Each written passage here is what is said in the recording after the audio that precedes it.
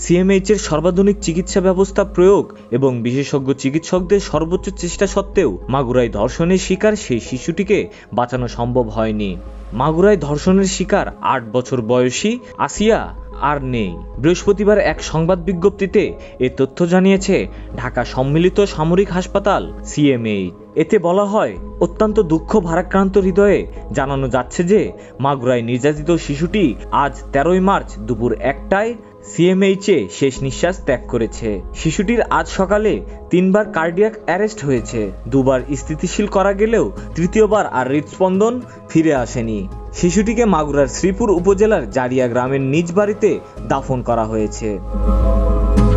বৃহস্পতিবার বিকেল ৫:১৫টার দিকে সেনাবাহিনীর হেলিকপ্টার করে শিশুটির লাশ মাগুরা স্টেডিয়ামে আনার কয়েক ঘন্টা পর তাকে দাফন করা হয়। বৃহস্পতিবার সন্ধ্যা ৭টায় মাগুরা নোমানী ময়দানে তার জানাজার নামাজ অনুষ্ঠিত হয়। ৮ মার্চ শিশুটিকে সংকটাপন্ন অবস্থায় ঢাকা সিএমএইচে ভর্তি করা হয়।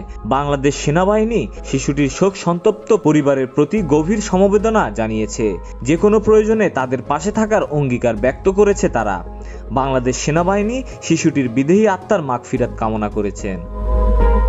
মাগুরায় ধর্ষণের শিকার সেই শিশুটির মৃত্যুর ঘটনায় শোক প্রকাশ করেছে প্রধান উপদেষ্টা অধ্যাপক ডক্টর মোহাম্মদ ইউনূস। অভিযুক্তদের দ্রুত বিচারের আওতায় নিয়ে আসার নির্দেশ দিয়েছেন প্রধান উপদেষ্টা।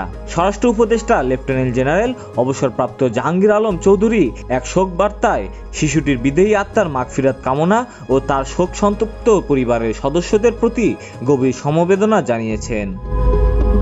গত ৫ মার্চ রাতে মাগুরা সদর উপজেলার নিজ নান্দোয়ালি গ্রামে বোনের শ্বশুরবাড়িতে বেড়াতে গিয়ে ধর্ষণের শিকার হয় শিশুটি রাতে তার বোনের সঙ্গে বিছানায় ঘুমিয়েছিল, কিন্তু গভীর রাতে হঠাৎ তার বোন তাকে খুঁজে পাচ্ছিলেন না।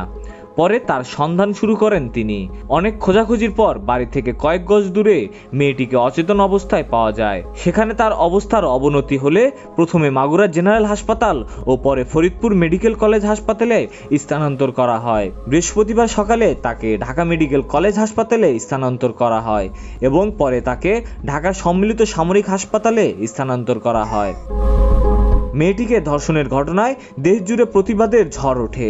আসামিদের ফাঁসির দাবিতে ঢাকা বিশ্ববিদ্যালয়ের শিক্ষার্থীরা এবং অন্যান্য শিক্ষার্থীরা নিজ নিজ ক্যাম্পাসে বিক্ষোভ মিছিল করেছে।